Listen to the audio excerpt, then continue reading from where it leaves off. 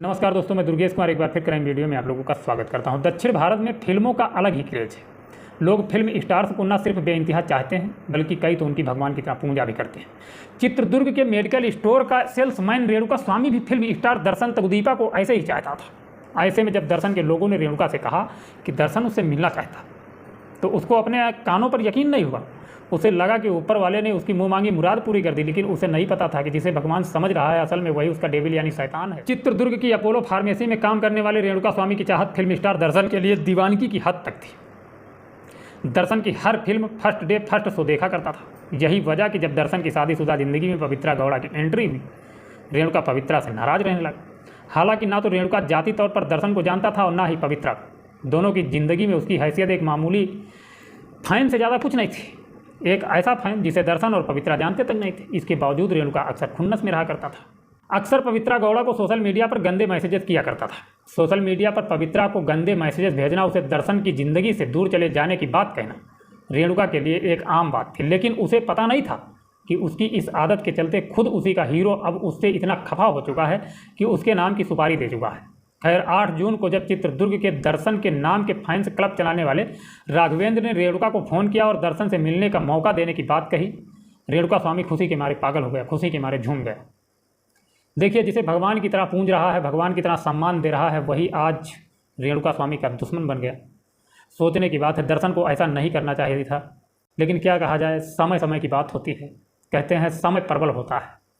जब समय गलत होता है तो इंसान का बस नहीं चलता है। पैसे के आगे, अपने सम्मान के आगे दर्शन ने उस मामूली से इंसान को मौत के घाट उतार दिया और इतनी बेरहम तरीके से उसे मौत के घाट उतारा कि शायद इंसान सोचकर शर्म महसूस करेगा।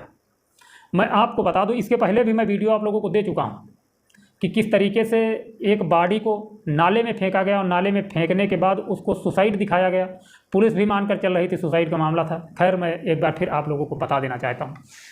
सबसे पहले तो चित्रदुर्ग से रेणुका को अगवा किया गया। अगवा नहीं किया गया बल्कि वो अपनी मर्जी से गया, क्योंकि उसे लालच दिया गया कि दर्शन आपसे मिलना चाहते हैं। तो वो बेचारा खुशी से पागल हो गया कि एक हीरो से मिलने का हमें मौका मिल रहा और इस मौके को हमें गंवाना नहीं है। वो इतना खुशी से पागल हो गया।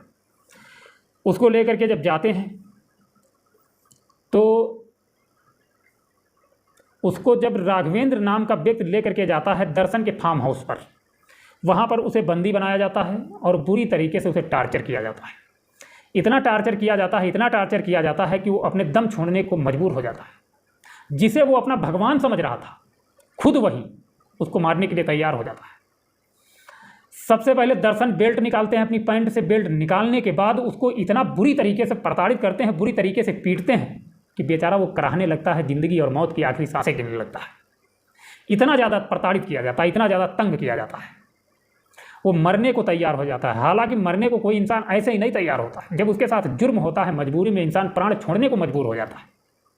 यही होता है। जब दर्शन बुरी तरीके से पीट पीट कर थक जाते हैं तो अपने जो गुर्गे के लोग थे उनसे कहते हैं कि अब इसे साइड लगा दो, साइड लगा दो, यानी कि इसे मौत के घाट उतार दो।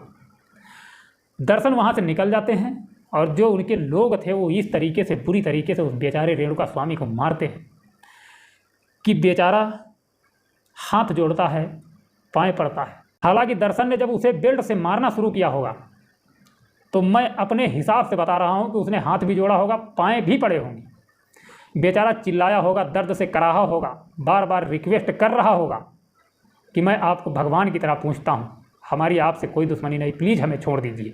इस तरीके से वो बेचारा जरूर कह रहा होगा, लेकिन बेरहम इंसान पैसे के घमंड के आगे जरा भी उसकी तरफ उसने नहीं देखा और उसे आखिरकार मौत के घाट उतरने पर मजबूर ही कर दिया। दर्शन ने उसे पीटा। दर्शन जब वहाँ से चले जाते हैं तो उस बेचारे को उठा कर दर्शन के लोगों ने इतनी बेरहमी से पटका कि उसके शरीर की अनगिनत हड्डियाँ टूट चुकी थी। इतना ही नहीं, जब इतना करने के बाद वो लोग थक गए तो उसका सर पकड़ करके दीवार में इतनी जोर जोर से लड़ाया कि उसके दिमाग की हड्डियाँ टूट गई।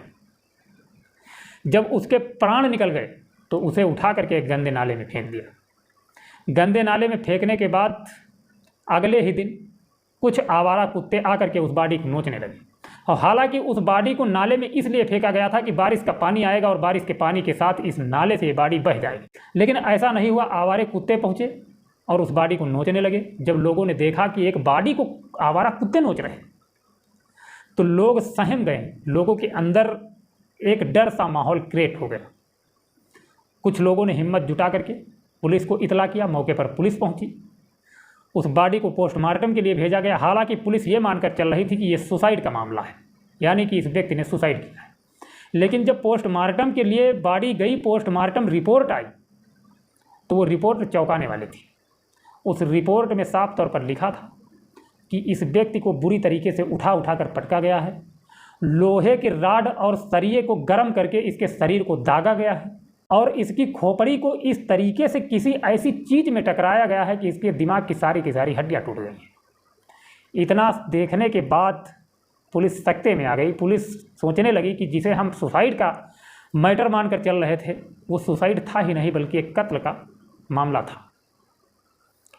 अब पुलिस इधर उधर अलग अलग जगहों पर अलग अलग जो थाने थे वहाँ इतला कर देती है कि अगर कोई गुमशुदगी दर्ज करवाए तो हमारे पास भेज देना या हमें खुद बुला लेना, एक बॉडी हमें मिली है।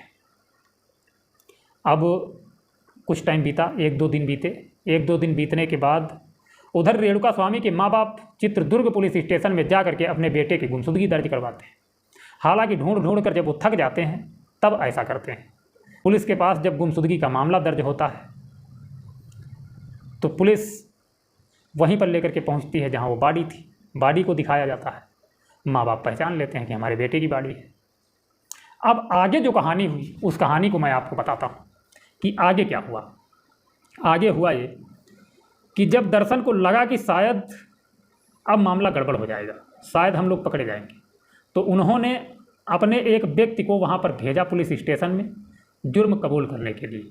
वो व्यक्ति वहाँ पहुँचा और उसने कहा कि ये मर्डर हमने किया है, इस इंसान को हमने मारा है। पुलिस सोचने पर विवश हो गई कि मुजरिम खुद पुलिस से बचने के लिए इधर उधर भागता है, लेकिन मुजरिम खुद पुलिस स्टेशन दौड़ कर आ रहा और जुर्म कबूल कर रहा है। कहानी क्या है पुलिस को समझ में नहीं आता है। पुलिस उसे बिठा लेती है और अपने तरीके से पूछना शुरू करती है। पुलिस कहती है अगर तुमने ये मर्डर किया है तो क्यों किया? तो वो व्यक्ति बताता है कि पैसे के लिए हमने ये मर्डर किया, हमने इसे पैसे दिए थे, ये पैसा चुका नहीं पाया और बार बार ये धमकियाँ दे रहा था, इसलिए हमने इसका मर्डर कर दिया है। पुलिस को लगता है ये अजीब कहानी है, ये कैसी कहानी हो सकती है। पुलिस के समझ में आता है कि ये कहानी एकदम फेक है, ये बनावटी बातें हैं।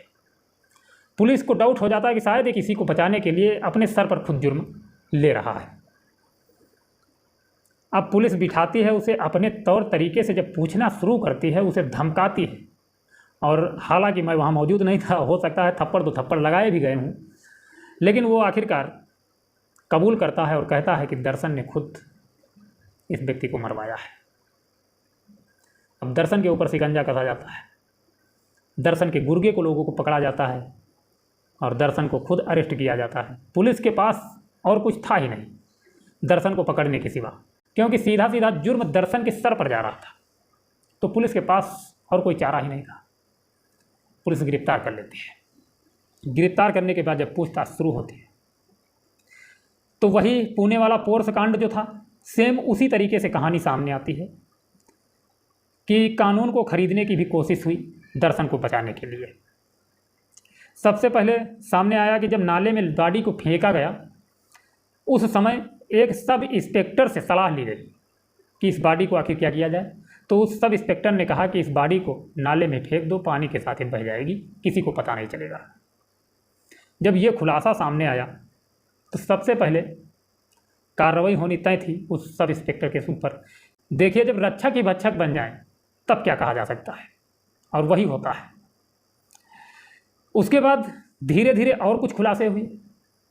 जब बॉडी पोस्टमार्टम के लिए गई तो वहाँ के जो डॉक्टर थे जिन्होंने पोस्टमार्टम किया, उन्होंने बताया कि हमें 10 करोड़ का लालच दिया गया था कि इस डेथ को नॉर्मल डेथ बता दिया जाए। एक ये खुलासा हुआ। ये खुलासा होने के बाद एक विधायक जी के ऊपर आरोप लगा कि उन्होंने बचाने के लिए, और हालांकि वो बीजेपी के विधायक बताए गए, दर्शन को बचाने के लिए उन्होंने गृह मंत्री तक का फ़ोन कर दिया। फिलहाल दर्शन की दाल उसमें भी नहीं गली। इतना सब होने के बाद फिर धीरे धीरे पता लगा कि एक सांसद साहब ने बचाने के लिए कोर्ट को खरीदने तक की बात कह दी।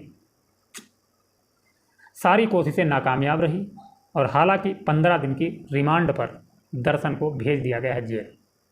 अब दर्शन सलाखों के पीछे हैं, 15 दिन का उनके पास टाइम है। दर्शन अगर अपने आप को बेगुनाह साबित कर देते हैं, अपने आप को बेगुनाह साबित ना कर पाए तो हमेशा के लिए शायद सलाखों के पीछे रहेंगे। अब कोर्ट क्या निर्णय सुनाएगा, ये बात बाद की। इस घटना से हम लेना चाहेंगे इजाज़त, मिलेंगे नेक्स्ट वीडियो में। तब तक अपना ख्याल रखना, परिवार का ख्याल रखना और हंसते खेलते रहना। ये दुनिया है, दुनिया इसी तरीके से चलती रहेगी, लेकिन इस दुनिया को देखकर आप गलत कदम मत उठाना, क्योंकि आपका परिवार आपके लिए महत्वपूर्ण है। आपके परिवार से बढ़कर इस दुनिया में कुछ नहीं है। आपका परिवार अगर हंसी खुशी के साथ रह रहा है, अगर आप झोपड़ी में रह रहे हैं फिर भी खुश हैं, तो कोई दिक्कत नहीं है। किसी क्राइम की तरफ बढ़ने की आवश्यकता नहीं। जैसे हैं आप वैसे रहिए। अपने बच्चों को पढ़ाइए, शायद आगे चल करके आपके बच्चे जागरूक होंगे, पढ़ेंगे, लिखेंगे, शिक्षित समाज होगा, तो वो शिक्षित समाज आपको झोपड़ी से बाहर निकालने में कामयाब रखेगा। और जुर्म के रास्ते पर जा करके अगर आप कामयाबी की तलाश कर रहे हैं तो शायद आपसे बड़ा मूर्ख कोई नहीं है। मिलते हैं नेक्स्ट वीडियो में। जय हिंद, जय भारत।